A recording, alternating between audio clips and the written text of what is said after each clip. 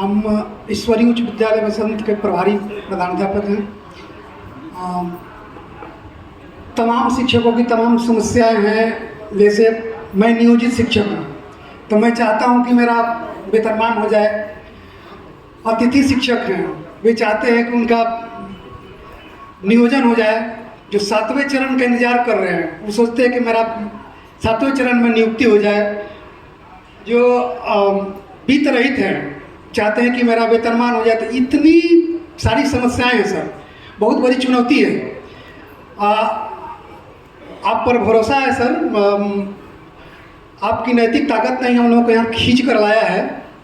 नहीं तो अक्सर हम लोग इस तरह के मंचों कार्यक्रमों में नहीं जाते हैं, मन नहीं करता। लेकिन आपके साथ क्या है, कैसे खींच ले रहा है। बनियापुर भी हम लोग गए थे, यहाँ भी आए हैं।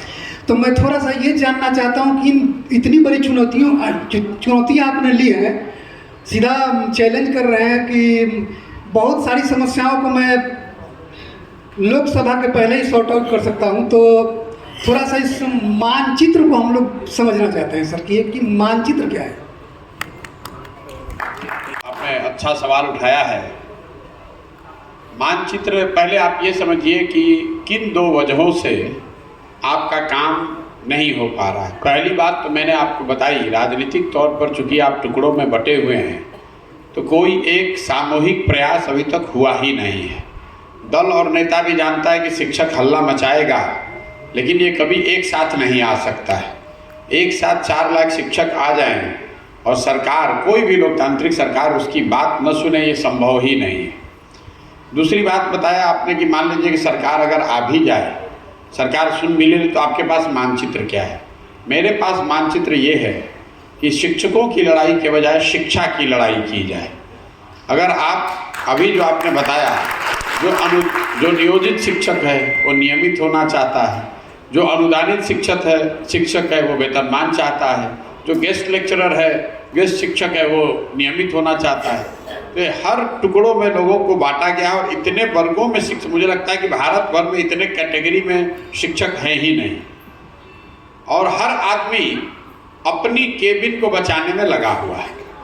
जैसे संयुक्त परिवार में होता है, आपने देखा होगा, जब परिवार की आर्थिक स्थिति बिगड़ती है तो हर आदमी सोचता है कि जितना ज़्यादा हमको इसमें से मिल जाए। इसी चक्कर में आपस में एक दूसरे से सब लड़ रहे हैं। वित्त रहित शिक्षकों को ऐसा लग रहा है कि हमारी स्थिति सबसे खराब है। जो नियोजित है वो तो फिर भी पैसा पा रहे हैं। जो अतिथि शिक्षक है उसको लग रहा है कि हमारी स्थिति तो दोनों से ज़्यादा खराब है। हमको तो जब मन होता है लोग यूज करता है, जब मन होता है यूज नहीं करता है। ऐसा इसलिए हो रहा है कि बिहार में पूरी शिक्षा व्यवस्था ही ध्वस्त हो गई है। आप सिर्फ वेतनमान नहीं खोए हैं, आपने अपनी प्रतिष्ठा, अपनी इज्जत भी खोई है। समाज आज, ये आपके लिए सबसे बड़ा दुर्भाग्य का कारण ये है कि वेतनमान के साथ साथ समाज में आज लोग शिक्षकों को गाली भी दे रहे हैं। वो जमाना चला गया जब गुरुजी लोग शिक्षकों को लोग आदर से देखते थे। आप जब रोड पर चलिएगा तो सामान्यतः गांव में लोग ऐसा ही समझते हैं कि पूरे बिहार में शिक्षा की व्यवस्था इसलिए खराब हो गई है कि सारे गुरुजी लोग चोर हैं, सारा फर्जी डिग्री लेकर आया है, ये लोग को मोटा सैलरी मिल रहा है और ये लोग पढ़ाई नहीं कर रहा है। ये बात आप लोग भी सुनते होंगे। जब तक शिक्षा व्यवस्था को नहीं सुधारा जाएगा तब तक उसमें शिक्षकों की स्थिति नहीं सुधर सकती। जहाज डूबेगा तो आप भी डूबिएगा। तो बिहार में शिक्षा व्यवस्था को लेकर अगर आप आंदोलन खड़ा करेंगे तो उसमें सिर्फ शिक्षक ही नहीं, पूरा समाज भी आपके पीछे खड़ा होगा।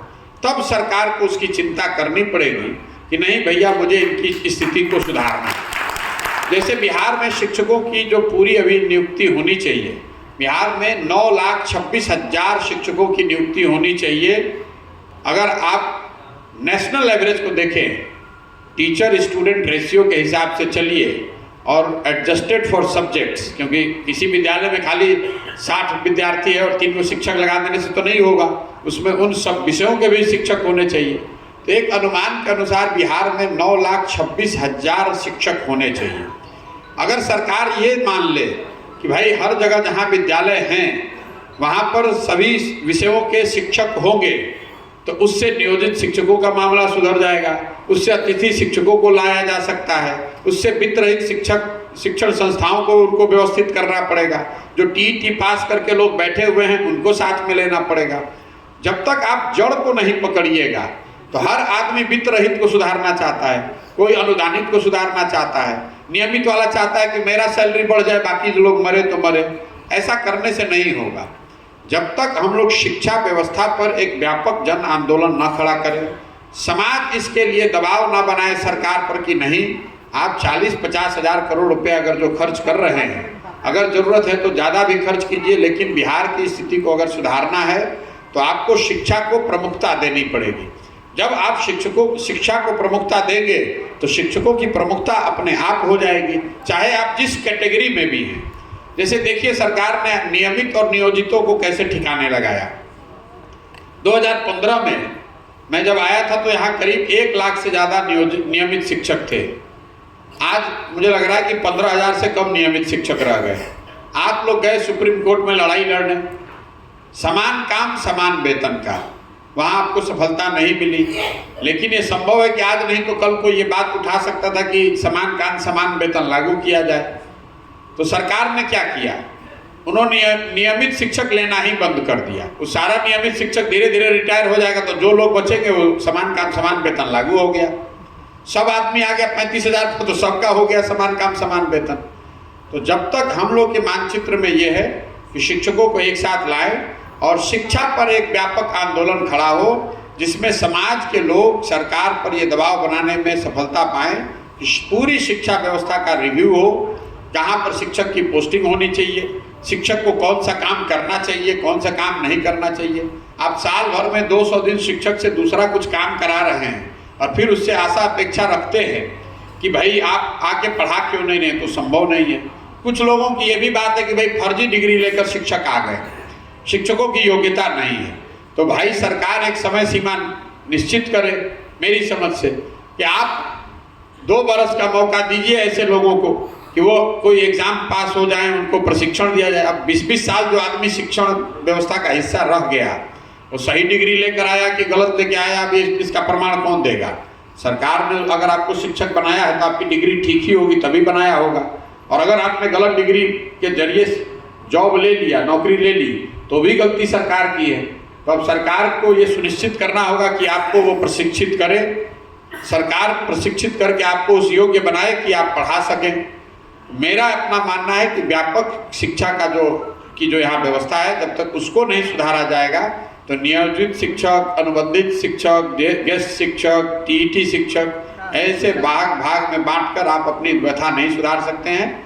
मेरी सोच ये है कि अगर सहमति सबकी बनी, सारे शिक्षक साथ में आते हैं, तो बिहार में शिक्षा व्यवस्था को फिर से पुनर्जीवित करने के लिए एक प्रयास हो, और उस प्रयास को शिक्षक लीड करें। इसलिए लीड करें कि जब आप वेतनमान की लड़ाई लड़ते हैं तो समाज आपके साथ नहीं खड़ा होता है, समाज बल्कि उल्टे आपको गाली देता है। इसीलिए नेता आपसे आपकी बात सुनता नहीं है। समाज के लोग कह रहे गुरुजी के पहले ही से इतना पैसा मिलते, लोग और पैसा काहे मिलेगा चाहिए, तो पहले ही से निकल जब पढ़ा हुआ।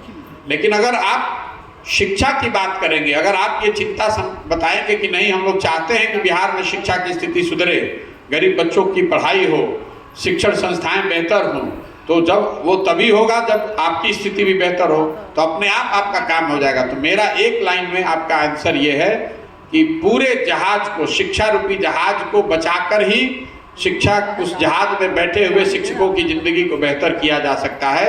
शिक्षकों की लड़ाई अलग से लड़कर आप अपनी लड़ाई को जीत नहीं पाएंगे। जिया हो बिहार के लाला, जिया तू 1000 साल।